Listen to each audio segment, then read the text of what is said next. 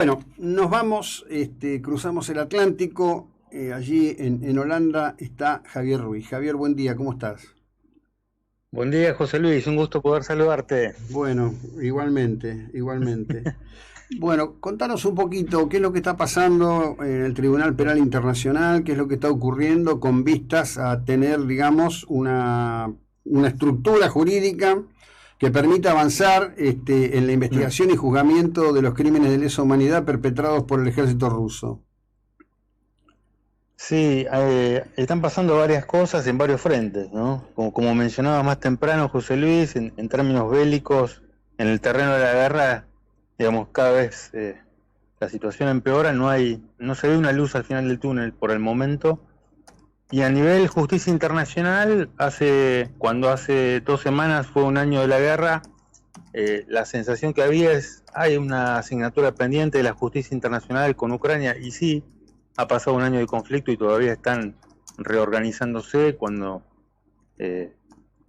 sea, cuando todavía siguen las acciones en el terreno. Entonces, la buena noticia llegó el sábado a la tarde desde la ciudad ucraniana de Lviv, cuando se juntaron 7 fiscales generales de los países y firmaron un acuerdo para crear el Centro Internacional para la Persecución del Crimen de Agresión, ¿no? Porque Ujú. había varios proyectos que ahora te voy a comentar, y básicamente fue regularizar una situación de hecho y empezar a ver qué países se van a sumar rápidamente a este mecanismo. Los fiscales que lo firmaron son fiscales de los países prácticamente vecinos, agregás Rumania y otro más. Son 7 países, 7 fiscales, junto con el fiscal general de la Corte Penal este fin de semana en Ucrania. Y son fiscales que pertenecen al grupo de investigación conjunta, ese grupo que se formó allá por el mes de abril del año pasado entre el acuerdo que había entre Eurojust, esto es la red judicial de cooperación europea, y la Corte Penal Internacional. Llegan para poder, o sea, desde abril del año pasado están los investigadores, hay forenses de los distintos países en los cuales la red judicial europea tiene puntos nacionales de contacto y secretarías, ¿no? National Contact Ujú. Point se llama. Entonces, entre los cuales se dedican básicamente a juntar evidencia. De hecho, han trabajado muy bien eh, eh, desde junio, julio, en lo que es la recolección de la evidencia de crímenes de guerra, crímenes contra la humanidad, de genocidio, y están trabajando muy bien en la preservación de la evidencia, que eso no es menos importante, ¿no?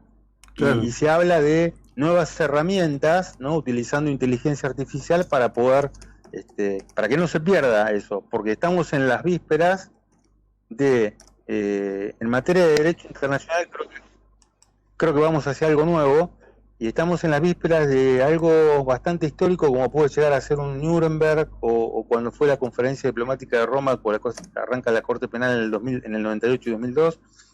Vamos hacia algo de eso, ¿no?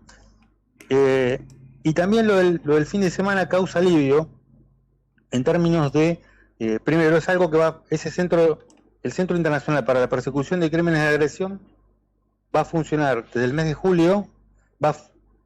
Va a funcionar en el edificio de Eurojust, acá en el Distrito Internacional, enfrente del edificio de Armas Químicas, aquí en La Haya. Y básicamente lo que se establece es un mecanismo de investigación, y se establecen reglas para la preservación de pruebas, sobre todo, hasta que mientras tanto la comunidad internacional se decida si va a ser un tribunal especial de agresión que va a juzgar a Rusia o a los crímenes contra la humanidad cometidos en Rusia, o va a ser un tribunal internacional nuevo, ¿no? que va a empezar a funcionar aquí. Ajá. Varios proyectos se habían presentado. Por ejemplo, el Reino Unido y Alemania estaban en la vanguardia de los proyectos.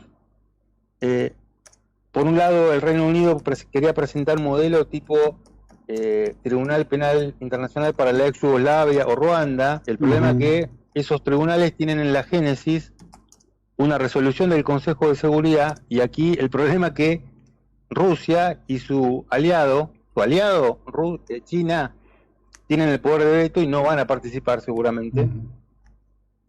La segunda opción era el modelo alemán. El modelo alemán era una corte híbrida, como la Corte Especial de Sierra Leona, que tenía derecho local más 4 o 5 artículos de derecho internacional. El problema está que aquí chocaría con elementos de la normativa constitucional ucraniana, lo cual no permite una corte híbrida o no permite que, más allá que tenga un estatuto o un reglamento, normativa internacional, tenga normativa local para crímenes contra la humanidad. Entonces, los drafts que presentó el Reino Unido y Alemania, bueno, básicamente pudieron ser centrados y pudieron verse plasmados en este Centro Internacional para la Persecución y Crimen de Agresión del sábado, y ahora se va a trabajar sobre un tribunal especial para crimen de agresión que sea plenamente internacional.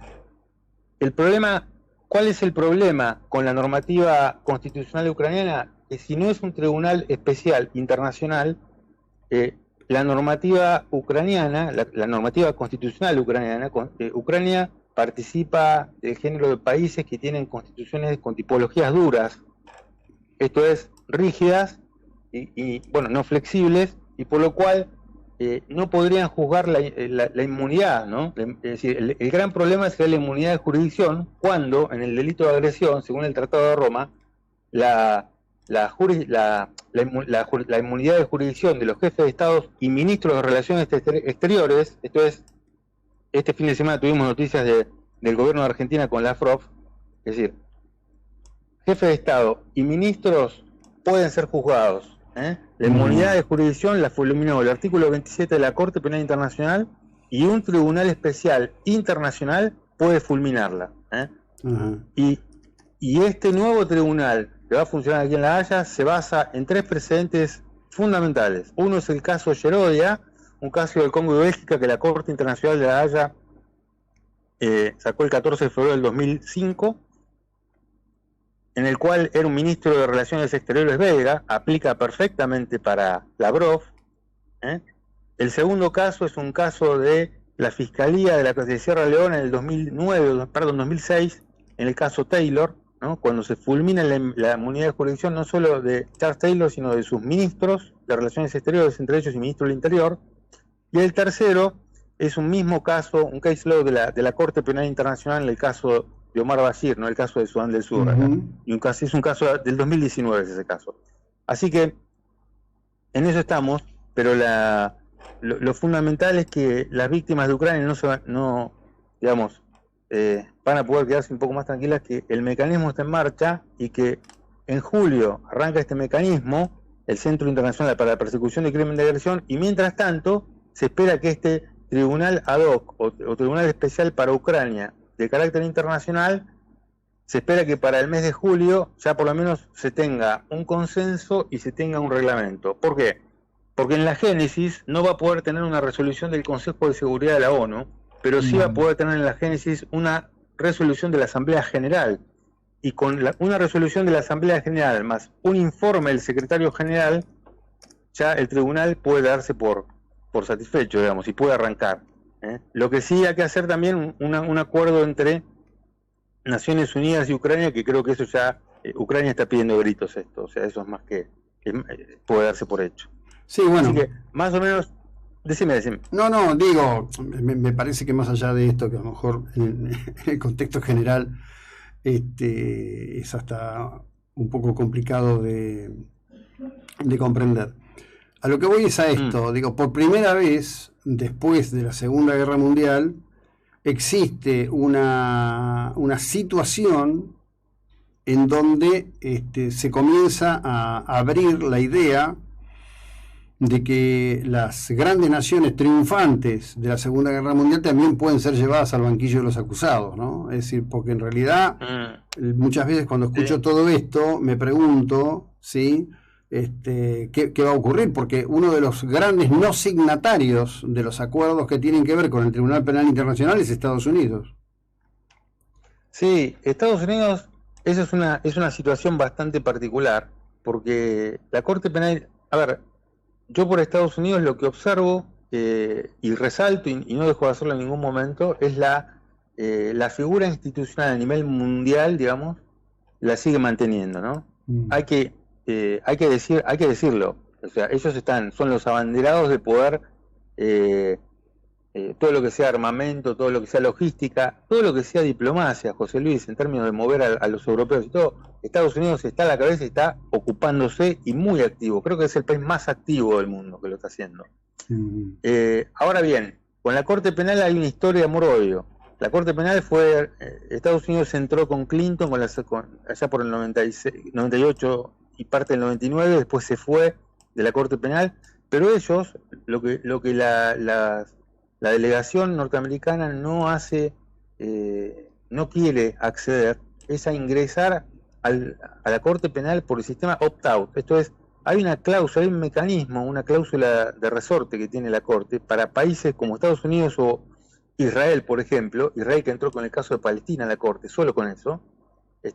Estados Unidos podría entrar perfectamente con esto a la Corte Penal Internacional para pujar y activamente desde adentro, porque la verdad también tiene criminalistas muy buenos, pero no lo hace, no quieren entrar. Ellos siguen con esa continuidad de estar fuera del acuerdo. De hecho, la administración Trump había sancionado a ciertos funcionarios de la Corte por intentar juzgar a tropas o algunos militares que habían participado de Afganistán. La Corte Penal está juzgando gente de Afganistán. Entonces, Donald Trump amenazó con revocar el visado de ciertos funcionarios de la Corte Penal. Entonces, como esa es una discusión interna que Estados Unidos no la tiene zanjada internamente, yo creo que todavía no pasan a discutir el tema del opt-out, esto es ingresar. Claro. Ingresar para el caso de Ucrania en la Corte Penal Internacional o en este mecanismo. O sea, yo no creo que Estados Unidos vaya a formar parte del nuevo tribunal contra Rusia. Primero porque ellos les va a dar el derecho, ellos van a brindar lo que se llama estoppel o aquiescencia en el derecho internacional para que posteriormente, en alguna otra situación dentro de unos años, ellos sean juzgados.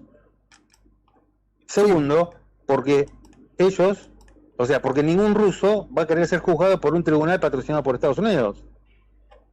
Sí, bueno, yo creo que ahí hay un nudo, pero bueno, se verá en el andar. Como siempre, te agradezco la ilustración que nos das. ¿Cómo anda el tema del clima por allá? El tema del clima, José Luis, máximas de 2 grados y hasta el jueves nieve. Bueno. Si querés te comento algo más. La aguanieve esta mañana. Aguanieve en la mañana, bueno, agradable, agradable. Bueno, en fin, amigo, un abrazo grande a la distancia, suerte, abrigarse bien, gracias, hasta luego. Un fuerte abrazo, gracias, José Luis, buen lunes y buena semana, saludos para todos por ahí en la radio. Bueno, Javier Ruiz es abogado, es marplatense, está allí en Holanda.